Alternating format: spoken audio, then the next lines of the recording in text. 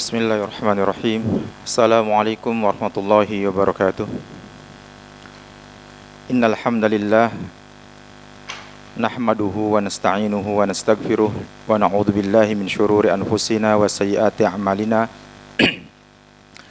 Innahu man yahdihillahu fala mudhillalah wa man yudlil fala hadiyalah.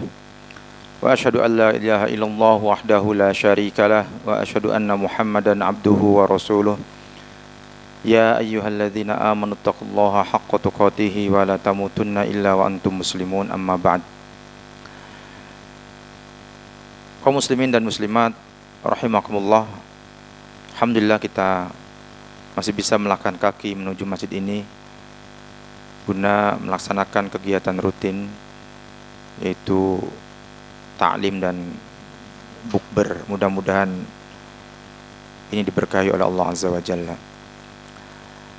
Dan pada sore hari ini kita membaca terjemah dari Al-Adab Al-Mufrad bil Imam Al-Bukhari rahimahullah ta'ala.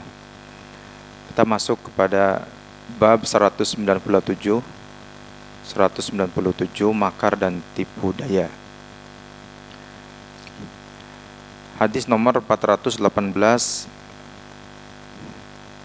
Beliau rahimahullah mengatakan, Ahmad bin Al-Hajjaj mengabarkan kepada kami, ia berkata, Hatim bin Ismail mengabarkan kepada kami, ia berkata, Abul Asbad Al-Harithi, namanya adalah Bishr bin Rafi', mengabarkan kepada kami dari Yahya bin Abi Kathir, dari Abu Salamah, an Abi Hurairah qala, dari Abu Hurairah ia berkata, qala Rasulullah sallallahu alaihi wasallam, Rasulullah sallallahu alaihi wasallam bersabda, al-mu'minu ghirrun karim, orang beriman itu lugu dan dermawan, wal fajiru khabbun laim, sedangkan orang fajir adalah licik dan kikir hina. Baik. Hadis ini dikatakan hasan li ghairihi. Adapun penjelasan katanya, al-ghirru yaitu orang yang tidak memiliki kedengkian, keadaan hatinya sesuai dengan lahiriahnya, dan ini adalah kepribadian seorang mukmin. Ya. Ghirrun karim, bahwa salah satu tabiat seorang mukmin yang terpuji adalah tidak memiliki kedengkian di dalam hatinya, sedikit kecerdasannya pada keburukan. Orang mukmin itu dia tidak cerdas terhadap keburukan dan tidak berusaha mencari tahu, ya. Tidak menelusuri keburukan, tidak berusaha mencari tahu keburukan. Hal ini bukan merupakan kejahilan baginya atau kebodohan baginya. Ya, tidak mengapa kita nggak ngerti tentang keburukan, tidak mengapa.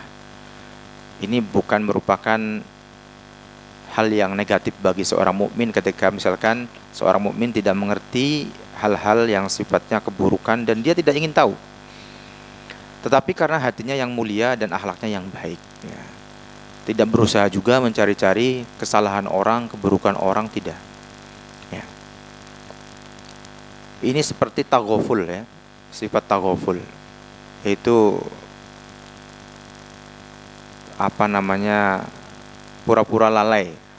Ya, jadi seorang mukmin itu udah taghaful aja dia terhadap kesalahan seseorang pada dirinya, seakan-akan dia sudah tidak mengingat itu lagi. Ya, dia kemudian bergaul bersama orang yang pernah mungkin terjadi konflik dengan dirinya dan sudah dilupakan, kan gitu, sudah lupa, akhirnya sudah.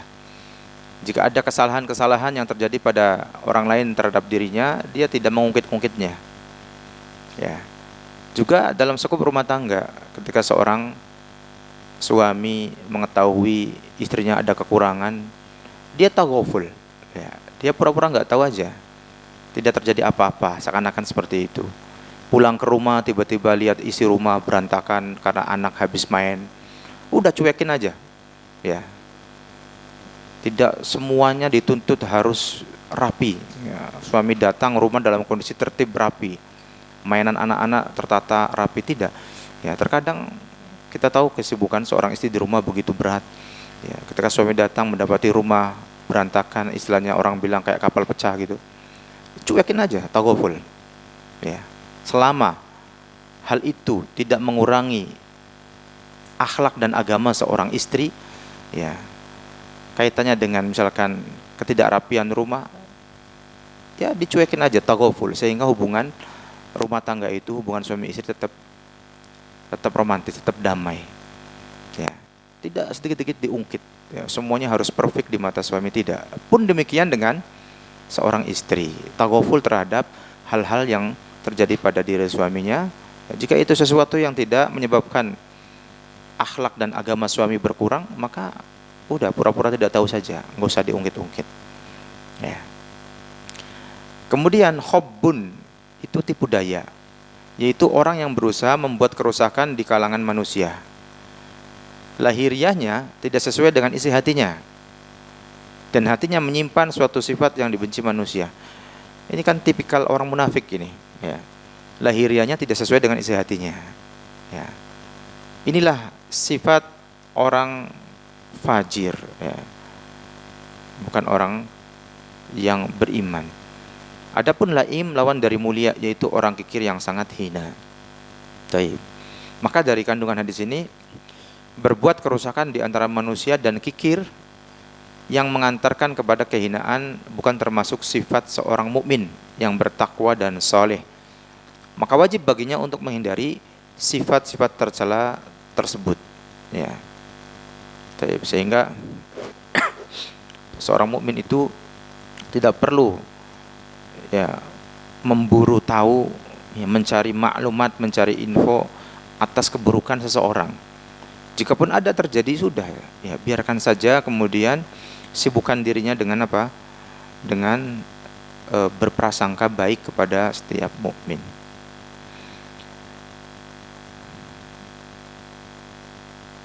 Bab 198, orang yang suka menghina. Hadis 419. Muhammad bin Umayyah mengabarkan kepada kami, ia berkata, Isa bin Musa mengabarkan kepada kami dari Abdullah bin Kaisan dari Ikrimah. An Ibnu Abbas qala, dari Ibnu Abbas ia berkata, Istabba rajulani ala ahdi Rasulillah sallallahu alaihi wasallam. Ada dua orang yang saling menghina pada zaman Rasulullah sallallahu alaihi wasallam. Fasabba ahaduhuma wal akhar sakitun. Ya. Yang satu menghina sedangkan yang lainnya diam. Wan Nabi sallallahu alaihi wasallam jalis, sedangkan Nabi sallallahu alaihi wasallam sedang duduk. Tsumma radda al akhar. Lalu yang lain membalas hinaan temannya tadi. Fanahadha an-nabiyyu sallallahu alaihi wasallam. Ya, maka Nabi sallallahu alaihi wasallam bangkit. Faqila nahatta, kemudian ditanyakan, mengapa engkau bangkit, ya wahai Nabi? Qala, beliau menjawab, nahadatil malaikatu fanahadtu ma'ahum. Ya, malaikat bangkit, maka aku bangkit bersama mereka. Inna hadha maka nasakitan raddatil malaikah 'alal ladzi sabbahu. Sesungguhnya orang ini tatkala ia diam, ya, tatkala ia diam ketika sedang dihina, dia diam, maka para malaikat membalas orang yang menghinanya. Falamma radda nahadatil malaikah. Namun tatkala dia membalas hinaan tersebut, maka malaikat kemudian bangkit. Ya, setelah malaikat bangkit, akhirnya Nabi juga ikut bangkit sallallahu alaihi wasallam. Ya, isnad hadis ini adalah dhaif, ya, di dalamnya terdapat Abdullah bin Kaisan, dia seorang yang dhaif. Adapun penjelasan katanya, as-sabbu di sini maksudnya cacian dan ucapan-ucapan yang menjelekkan atau menghina seseorang. Ya. Maka nasakitan yaitu selama ia diam. Ya. Kandungan hadis yang pertama, mencaci maki seorang muslim hukumnya haram. Ya. Mencaci maki seorang muslim hukumnya haram. Dan nanti insya Allah akan ada dalam beberapa hadis ke depan. Ya. Kalau enggak pertemuan kali ini, mungkin pertemuan berikutnya. Di situ nanti akan ada dijelaskan, ya, tentang sibabul muslim, ya, yaitu mencaci maki seorang muslim. Kemudian yang kedua, dianjurkan untuk bersabar dan senantiasa memberi maaf kepada kaum muslimin agar seseorang tidak terjerumus ke dalam dosa. akibat tindakan yang melampaui batas. Kemudian yang ketiga, hendaklah menghormati hak muslim. Ya. Tentu ini perlu perasaan yang lapang dada, legowo ya. Ketika kita misalkan disakiti, dihina oleh teman kita, terkadang otomatis kita ingin membalasnya. Dan terkadang balasan kita lebih dahsyat. Nah, ini yang berbahaya. Ya. Maka harus emang kendali kontrol, ya. Perbanyak istighfar. Ya. Kemudian berlindung kepada Allah. A'udzubillahi minasyaitonirrajim. Ya, mudah-mudahan kemudian amarah itu teredam. Namun jika tidak, kita menuruti hawa nafsu, ya akhirnya kita akan membalas, dan ada peluang balasan kita ini, hinaan kita, tatkala kita dihina, kita bisa membalasnya dengan yang lebih. Ya, kalau begitu kita sama saja. Ya, tidak jauh beda dengan orang yang menghina kita. Ketika kita balas bahkan dengan hinaan yang lebih dahsyat, ya, ini adalah berdosa. Baik. Hadis 420.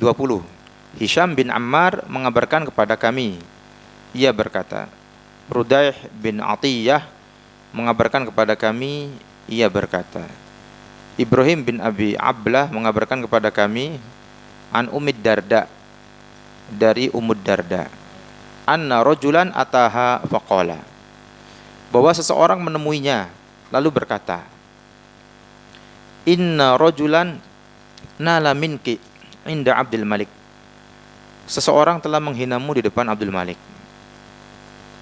Faqalat, maka kemudian Ummu Darda berkata, innu ban bima laysa fina, jika kita dihina atas apa yang tidak ada pada diri kita, fatolama zukkina bima laysa fina, ya, maka alangkah banyaknya kita juga dipuji atas apa yang tidak ada pada diri kita.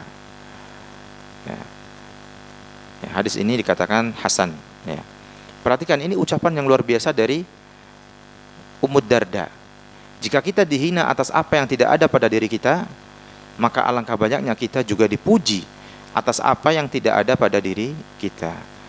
Artinya apa? Artinya ya enggak usah digubris. Ya. Toh juga kita kadang-kadang ya dipuji dengan apa-apa yang kita tidak memilikinya sebetulnya. Ya. Ketika ada orang yang kemudian menghina kita dengan apa-apa yang ada pada diri kita, ya ini sebuah hal yang ya anggap aja biasa. Ya. Maafkan saja itu, tidak perlu kemudian dimasukkan ke dalam hati yang kemudian malah membuat sempit kita, atau malah membuat kita emosi. Kemudian kita malah membalasnya, dan terkadang balasan atau hinaan kita ini tatkala membalas lebih dahsyat. Ya, karena setan terus ngompori itu. Ya, karena setan itu senang ketika dua orang mukmin saling apa? Saling gontok-gontokan, saling hina menghina, saling caci mencaci kan gitu. Ya. Ketika ada orang yang misalkan mencaci kita, menghina kita, ya sudah, ya. Toh kita juga terkadang ya dipuji dengan apa-apa yang tidak ada pada diri kita. Ya, baik. Menjelaskan katanya, nala minki, maksudnya menggunjing dan menyebut-nyebut aib dan kekuranganmu. Ya, nala minki, karena Ummu Darda seorang wanita, namun tertulis dalam kitab minka. Nu'ban itu dituduh dengan suatu aib. Zukina, orang-orang memuji kita atau kita dipuji. Ya. Baik. Maka jika kita dihina dengan sebuah perkara yang tidak ada pada diri kita, kita ingat perkataan Ummu Darda. Ya. Yaitu jika kita dihina atas apa yang tidak ada pada diri kita, maka alangkah banyaknya kita juga dipuji atas apa yang tidak ada pada diri kita. Ya.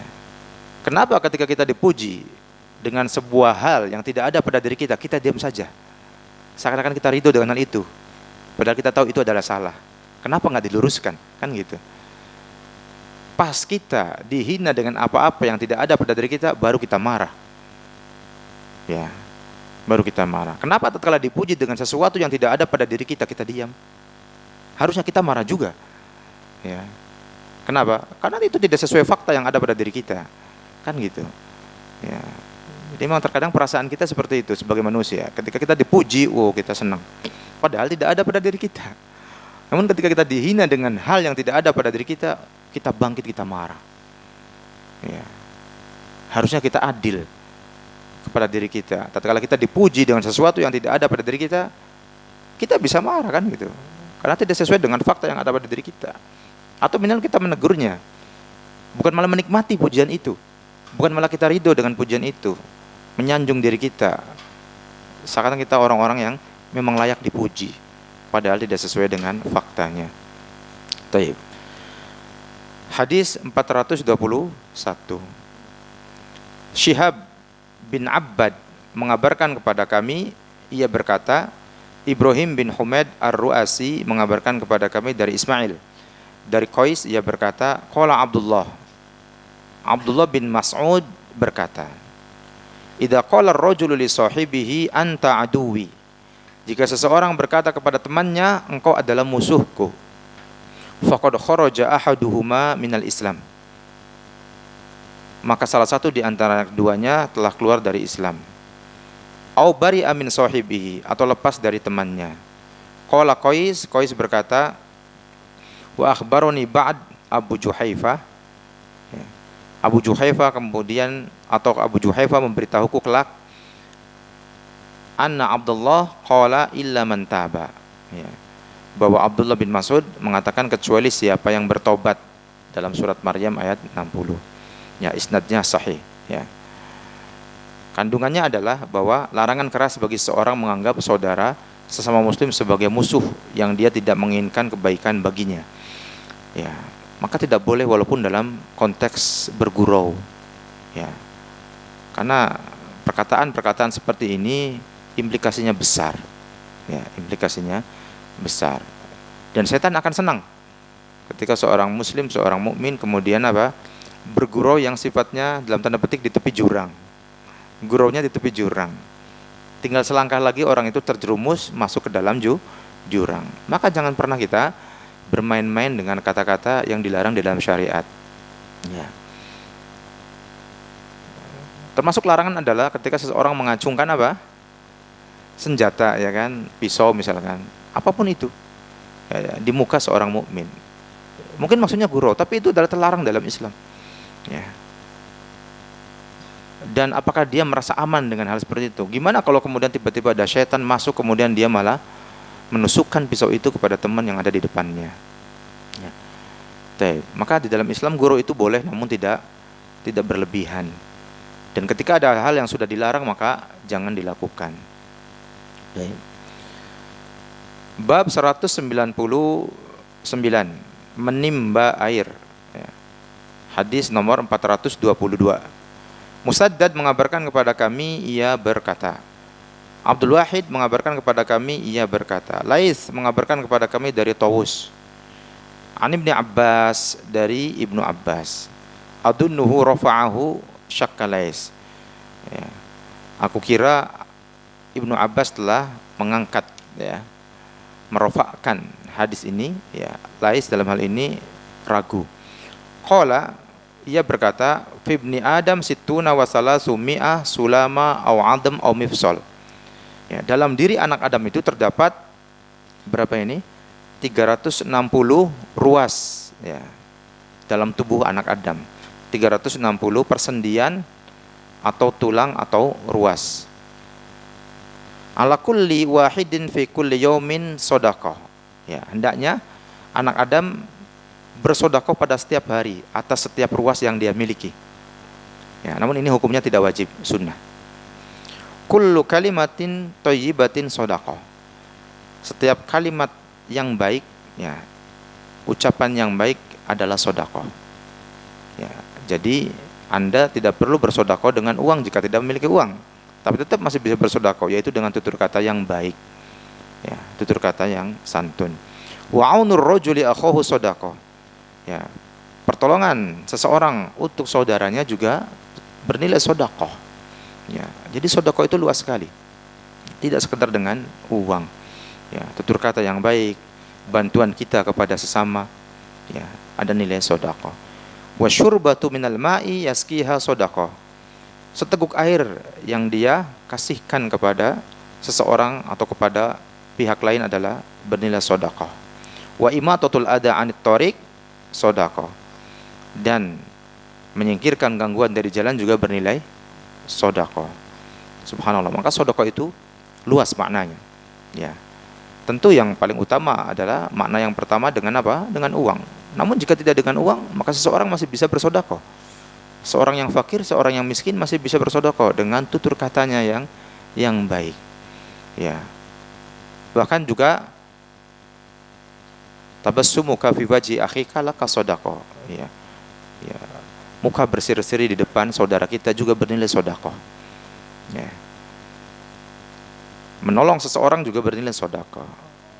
Mengasih seteguk air juga bernilai sedekah. Menyingkirkan gangguan dari jalan juga bernilai sedekah. Ya, hadis ini sahih li ghairihi. Ya. Sulama itu bermakna rangka tubuh dan persendian. Adapun syurba seteguk air yang menghilangkan dahaga. Ya.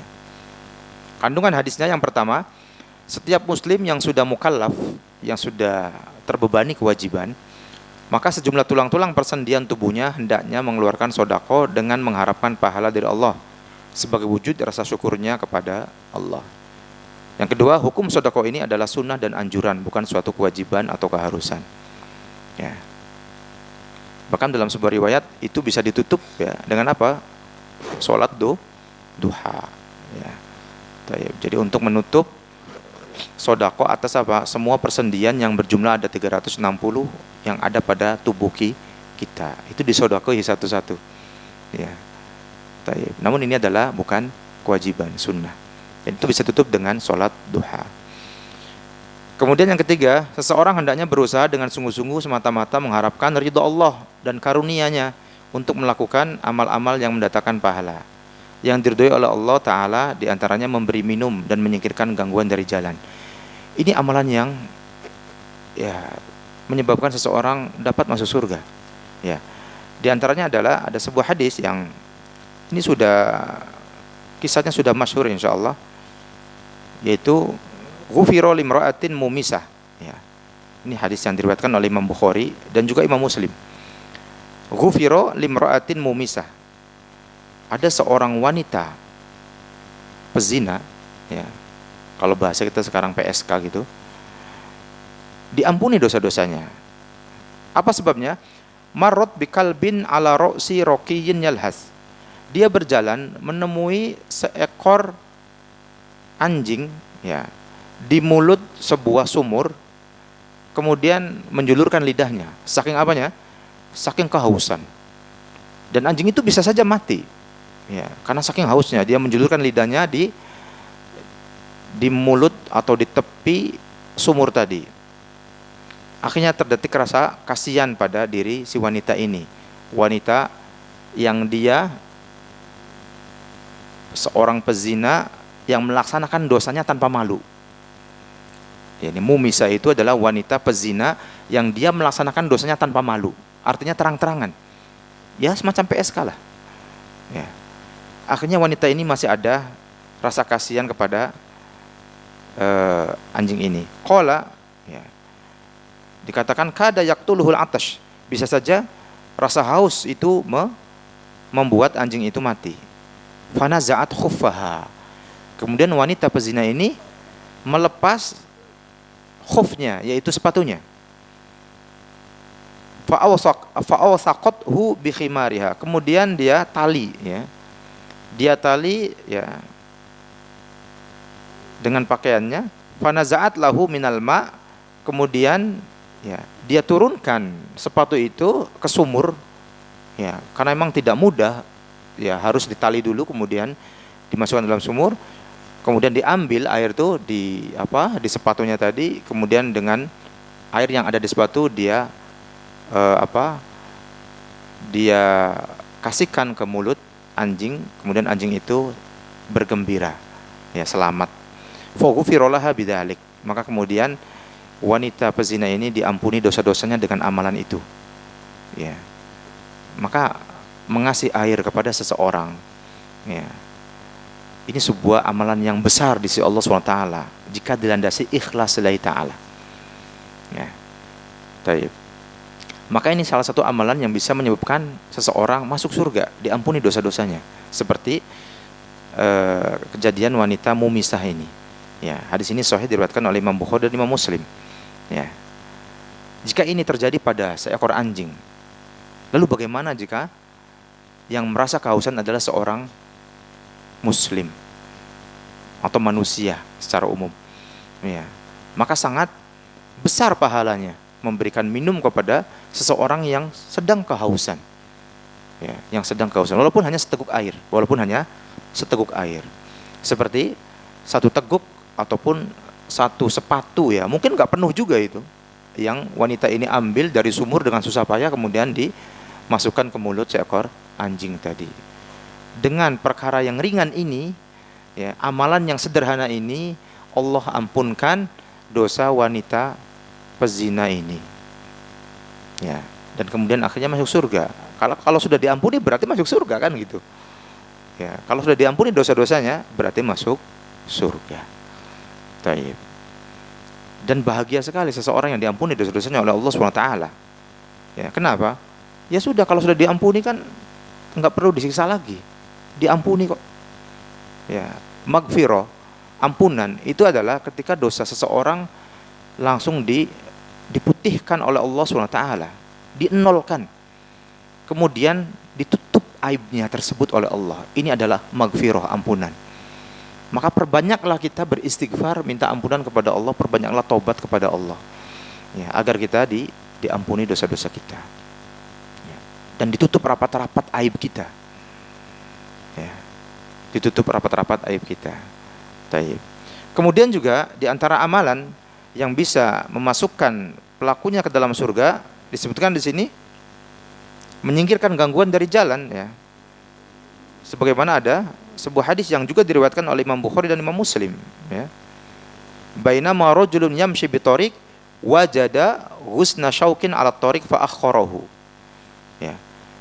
Ketika ada seseorang yang dia berjalan di sebuah jalan, dia mendapati husna syaukin, ranting yang ada durinya, atau ranting pohon yang memang berduri, ya.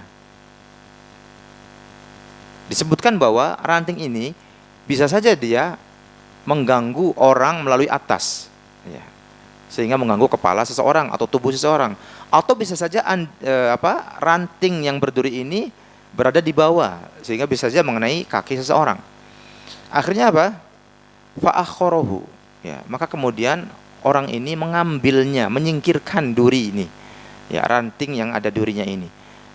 Kemudian Allah membalas, fasyakarallahu lahu faghfara lahu. Maka kemudian Allah berterima kasih kepada orang ini dan Allah ampunkan dosa-dosanya. Amalan yang sederhana Bapak Ibu sekalian, menyingkirkan gangguan atau duri dari jalan. Niatnya ikhlas agar orang-orang tidak terkena, ya. Namun pahalanya lihat, Allah ampuni orang ini, Allah masukkan ke surga orang ini, diampuni dosa-dosanya. Amalan yang sederhana, ya. Maka jangan pernah kita meremehkan amalan yang sederhana ini. Dan niatkan ikhlas lillahi ta'ala agar orang lain tidak terkena gangguan. Ada kulit pisang, kita ambil. Dan niatkan lillahi ta'ala agar orang tidak terganggu dengan hal itu. Kulit pisang satu, kita ambil, kita buang ke tempat sampah. Siapa tahu hal yang sepele ini menjadikan kita kemudian diampuni dosa-dosanya, ya. Baik. Namun fakta yang terjadi di lapangan adalah, ya, umumnya, ya, seakan menjadi sebuah hal yang wajar, ya, padahal ini tidak wajar. Apa itu? Ketika ada seseorang mendapatkan bangkai tikus, biasanya ditaruh di mana Bapak Ibu sekalian? Di jalan. Ini yang membuat kita prihatin. Seakan-akan sudah menjadi kesepakatan gitu, ya, bahwa kuburan tikus adalah jalan. Dan tidak hanya bangkai tikus, bangkai ular, ya kan? Tapi yang seringnya tikus. Padahal itu berbahaya. Baunya menyengat, kotorannya, mungkin kuman-kuman, bakteri, ya kan? Berbahaya. Ya, padahal kita disuruh ngambil gangguan dari jalan, ini malah lempar bangkai tikus ke jalan. Ini kan kebalik. Dan takutlah kita, ya, orang yang pernah melaksanakan ini, itu akan menjadi apa? Akan menjadi pemberat timbangan keburukan. Karena itu sebuah kedoliman, mendolimi para pengguna jalan. Setiap pengguna jalan bisa saja di akhirat menuntut orang yang melempar tikus di jalan tadi, bangkai tikus. Karena telah mengganggu, baik dari sisi baunya, ya, dari sisi kotorannya yang terburai, ya, sangat mengganggu. Apalagi menjadi licin jalan itu, ya kan? Itu bisa saja kemudian seluruh pengguna jalan itu akan menuntut di akhirat kelak kepada orang ini. Dan alangkah meruginya. Sama dengan perokok. Setiap asap yang dia keluarkan mengganggu orang sekitarnya, maka orang-orang itu bisa akan menuntut di akhirat kelak atas gangguan yang dia keluarkan dari asap rokok tadi. Ya. Maka kita nasihatkan, berhentilah wahai para perokok. Ya. Jika Anda masih merokok, tolong asapnya ditelan saja. Ya. Asapnya ditelan saja. Ya. Jangan dilepaskan keluar mengganggu itu. Ya. Maaf ya para perokok ini. Ya. Atau mengganggu anak istrinya. Ya. Maka di antara hukuman yang Allah berikan kepada para perokok adalah apa? Hilangnya kepedulian, hilangnya rasa malu kepada orang yang berada di sampingnya tatkala dia merokok. Dia cuek aja, egois sekali. Bahkan anak istrinya tidak digubris. Ya. Pernah ada seorang ustadz bersama anak istrinya, anaknya masih kecil, berada di gendongannya, tiba-tiba ada perokok datang di sampingnya, enak sekali ngerokok. Ketika diberikan nasihat, Pak, tolonglah, ini anak saya kecil, ya, tolong rokoknya agak jauh sana. Dia yang malah marah. Kamu yang sana pergi. Ya, ini kan sudah error pikirannya ini. Ya, dia datang, artinya dia yang pergi kan, dan dia tidak merasa berdosa. Blas. Harusnya ditelan tuh asapnya. Maka ikhwani fiddin wa akhwati fiddin azanallahu wa iyyakum ajmain, ya, kita hendaknya mencari amalan-amalan yang ringan namun fadilahnya besar, pahalanya besar di sisi Allah. Di antaranya tadi apa? Memberi minum dan menyingkirkan gangguan dari jalan. Ya. Baik. Kemudian bab 200, dua orang yang saling menghina maka dosanya bagi orang yang mengawali menghina. Hadis 423. Ibrahim bin Musa mengabarkan kepada kami, ia berkata, Ismail bin Ja'far mengabarkan kepada kami, ia berkata, Al-A'la bin Abdurrahman mengabarkan kepada kami dari ayahnya, An Abi Hurairah, dari Abu Hurairah, Anin Nabi sallallahu alaihi wasallam qala, dari Nabi sallallahu alaihi wasallam beliau bersabda, Al-mustabbani maqala fa'alal badi. Dua orang yang saling menghina atas apa yang mereka ucapkan, maka dosanya adalah bagi orang yang memulai. Malam ya'tadi al-madlum, selama orang yang didolimi tidak melampaui batas. Ya. Hadis ini sahih diriwayatkan oleh Imam Muslim. Ya. Al-mustabbani yaitu dua orang yang saling mencaci atau saling menghina. Maqala yaitu apa yang diucapkan oleh seseorang kepada orang lain, malam ya'tadi, selama ia tidak melampaui batas. Ya, betul, ketika kita dihina, kita punya hak untuk membalas. Tetapi patokannya adalah balasan itu jangan sampai melebihi. Ya. Kalau melampaui batas berarti kita sama saja berdosa. Jadi ketika kita didolimi, kita boleh membalas sesuai dengan kadar kedoliman tersebut. Namun ketika itu lebih, maka kita pun berdosa. Ya, kita pun berdosa. Kandungan hadisnya adalah yang pertama, orang yang memulai mencaci atau orang yang memulai menghina yang mendapatkan dosa, karena dialah yang menyebabkan terjadinya percekcokan. Yang kedua, apabila orang yang dicaci membalas cacian secara berlebihan sehingga menyakiti orang yang memulai percekcokan tadi, maka dia pun berdosa sebagaimana orang yang memulai percekcokan tersebut, bahkan dosanya lebih besar. Nah, inilah kita harus pandai-pandai kontrol diri. Ya, taib. Memang hidup ini tidak akan pernah lepas dari namanya apa? Cobaan, ujian. Bahkan dari teman kita sekalipun ya. Terkadang teman akrab kita tiba-tiba aneh perilakunya kan gitu. Ya.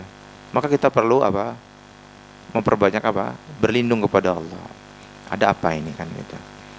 Taib. Maka ketika orang itu marah ya atau sedang dicaci, mungkin mencari tempat di mana dia bisa cooling down.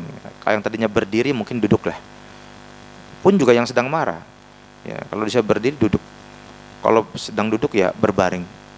Ya, kenapa? Karena semakin kita merendah, duduk atau berbaring, semakin kita apa? Semakin emosi kita bisa terkontrol dan semakin lemah kita untuk berbuat sesuka kita. Namun ketika kita marah dalam kondisi berdiri, itu dahsyat ya. Kita bisa apa saja itu. Ya, bisa ambil sana, bisa ambil sini, bisa lempar sana, bisa lempar sini. Ya, maka ketika sedang marah, coba kita merendah. Ya, kalau sedang berdiri, duduk rebahan. Mudah-mudahan dengan rebahan kita semakin lemah untuk menggapai hal-hal yang bisa digapai. Dengan rebahan kita semakin terkontrol. Ya. Perbanyak istighfar, berlindung kepada Allah. A'udzubillahi minasyaitonirrajim. Ya, berwudu, ya kan? Baik. Pun juga demikian ketika kita dipancing ya, oleh seseorang sehingga kita akan marah, kita juga berlindung kepada Allah. Ya. Kita punya hak untuk membalasnya, namun kita khawatir balasan kita akan lebih. Ya. Ya, maka kalau kita balasannya lebih ya sama saja, kita juga akan berdosa. Bahkan bisa jadi dosanya lebih besar. Hadis 424. Ahmad bin Isa mengabarkan kepada kami, ia berkata, Ibnu Wahab mengabarkan kepada kami, ia berkata, Amr bin Al-Haris mengabarkan kepada kami dari Yazid bin Abi Habib, dari Sinan bin Sa'ad, an Anas, dari Anas bin Malik, anin Nabi sallallahu alaihi wasallam qala, dari Nabi sallallahu alaihi wasallam beliau bersabda, al-mustabbani maqala fa'alal badi. Dua orang yang saling menghina atas apa yang mereka ucapkan, maka dosanya adalah bagi orang yang memulainya.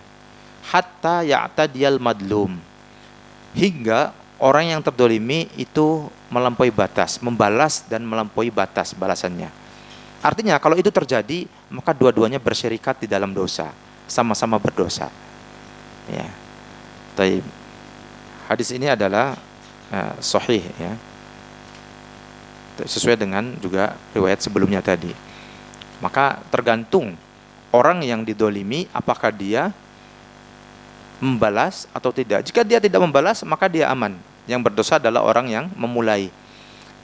Jikapun dia membalas, tapi sekedarnya saja, tidak berlebihan, ya, atau pas balasannya sesuai dengan apa yang diucapkan oleh orang yang menghina, maka ini juga hak dia untuk membalas.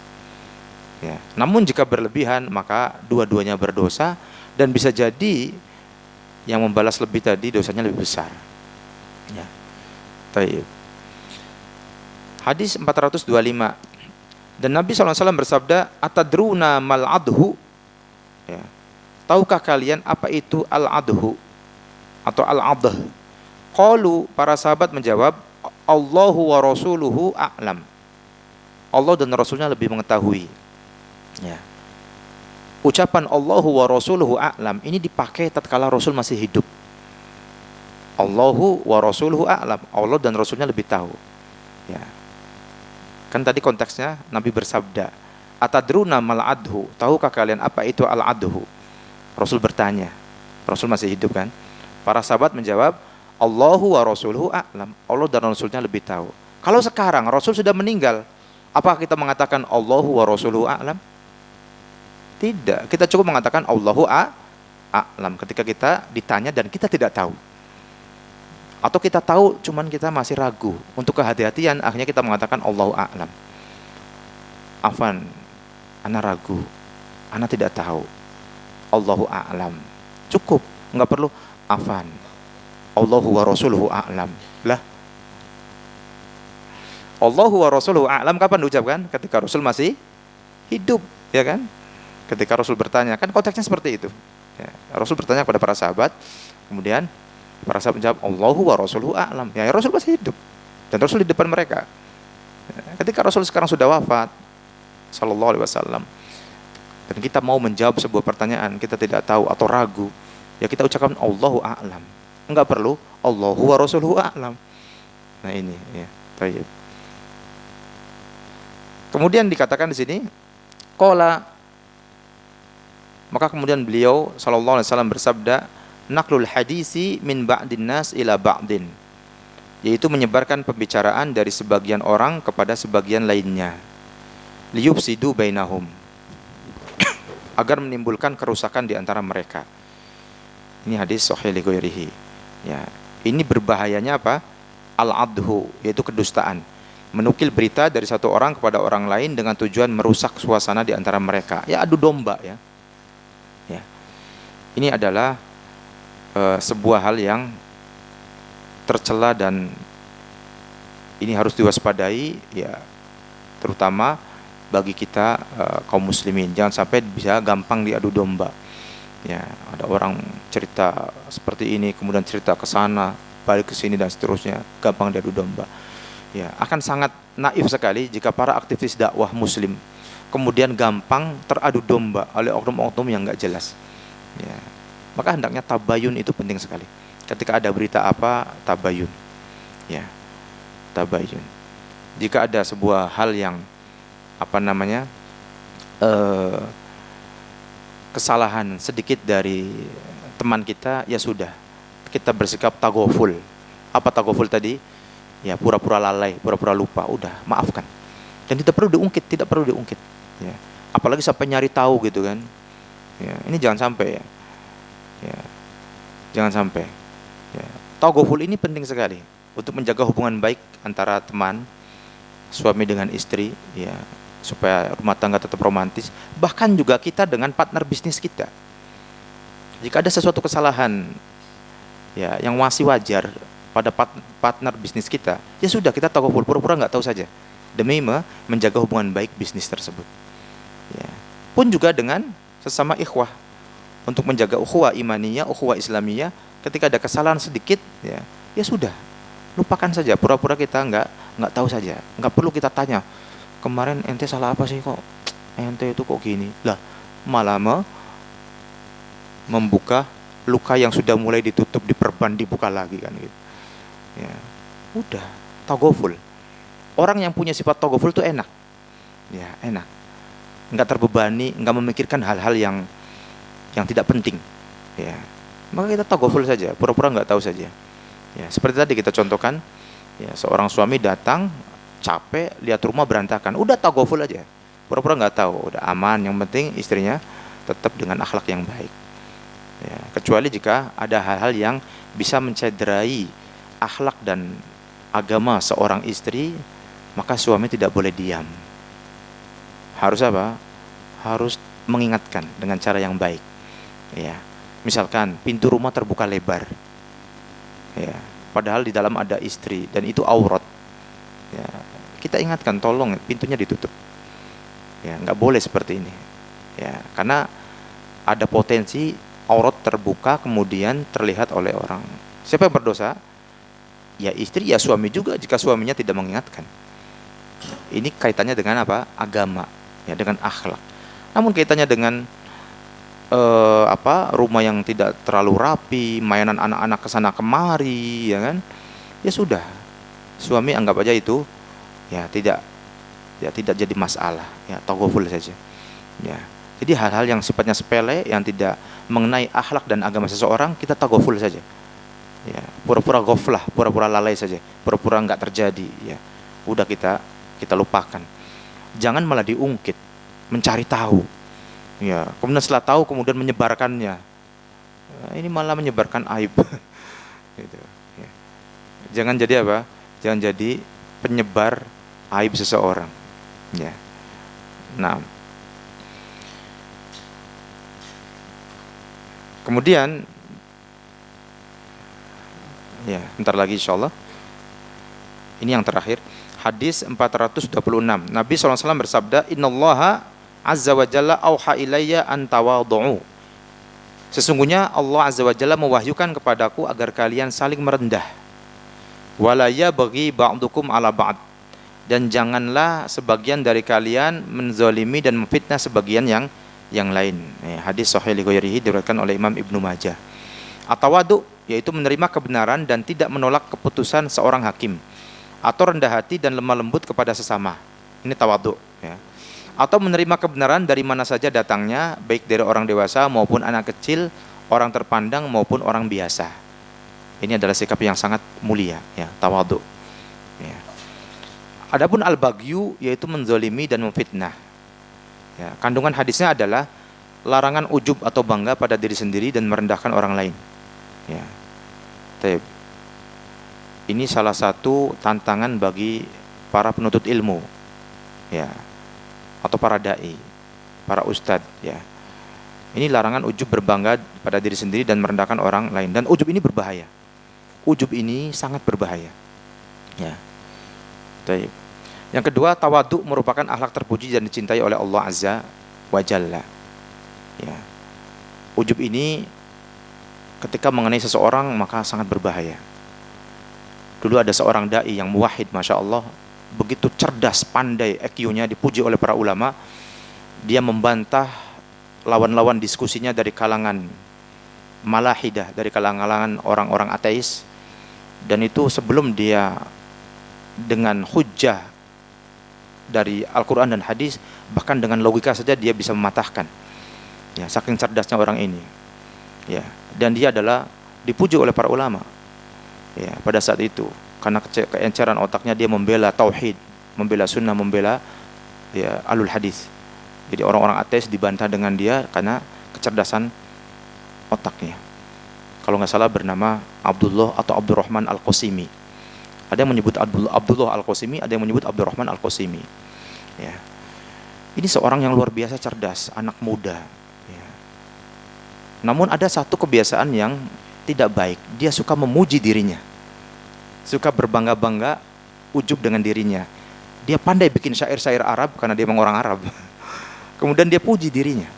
Dan sudah diingatkan oleh beberapa ulama, kok ini orang suka memuji dirinya. Akhirnya qadarullah wa ma syafa'al. Di akhir hayatnya dia menjadi pribadi yang kebalik 180 derajat. Yang dulu mematahkan argumentasi ateisme, ya, menjadi musuh yang sangat menakutkan bagi orang-orang ateis. Di akhir hayatnya dia malah memuja dan memuji paham ateisme dan merendahkan tauhid. Merendahkan tauhid. Akhirnya divonis oleh para ulama dia mati dalam kondisi murtad. Na'udzubillah min dzalik. Coba bayangkan ikhwah fiddin wa akhwati fiddin azanallahu iyyakum ajmain. Ini orang cerdasnya kurang apa coba? Ya, dia diskusi semua argumentasi tentang ateisme dia patahkan sebelum dengan dalil hujjah dari Al-Quran dan hadis, bahkan dengan logika dia, saking cerdasnya. Cuman karena tadi dia punya kebiasaan satu, ujub, bergabangga dengan dirinya, ta'ajub dengan dirinya, ya, kemudian di akhir hayatnya menjadi seperti itu. Wahai para ikhwan dan akhwat, ya, jangan merasa aman dengan kondisi antum sekarang ini. Yang sekarang Masya Allah sedang dalam kondisi ketaatan di bulan Ramadan, luar biasa. Jangan pernah merasa aman dan merasa ujub dengan kondisi ini, jangan. Bahkan senantiasa kita mengharap pada Allah apa? As-sabat hatal mamat, as-sabat ala sunnah, yaitu istiqomah, teguh di atas sunnah sampai wafat. Mintalah itu selalu. Ya muqallibal qulub tsabbit qalbi ala dinik. Ini doa yang sangat baik. Ya. Karena tidak ada jaminan bagi diri kita sekarang dalam kondisi seperti ini, kemudian di akhir hayat dalam kondisi apa kita tidak tahu. Maka mintalah husnul khotimah kepada Allah Azza wa Jalla. Innamal a'malu bil khawatim, kata Nabi. Sesungguhnya amalan itu tergantung pungkasannya, tergantung akhirnya. Semoga Allah SWT memberikan istiqomah kepada kita di atas sunnah, di atas tauhid dan sunnah sampai ya kita bertemu dengan Allah Azza wa Jalla. Taib, ini yang kita sampaikan, kurang lebihnya mohon maaf. Kita tutup dengan doa kafaratul majlis. Subhanakallahumma bihamdika asyhadu an la ilaha illa anta astaghfiruka wa atubu ilaik. Assalamualaikum warahmatullahi wabarakatuh.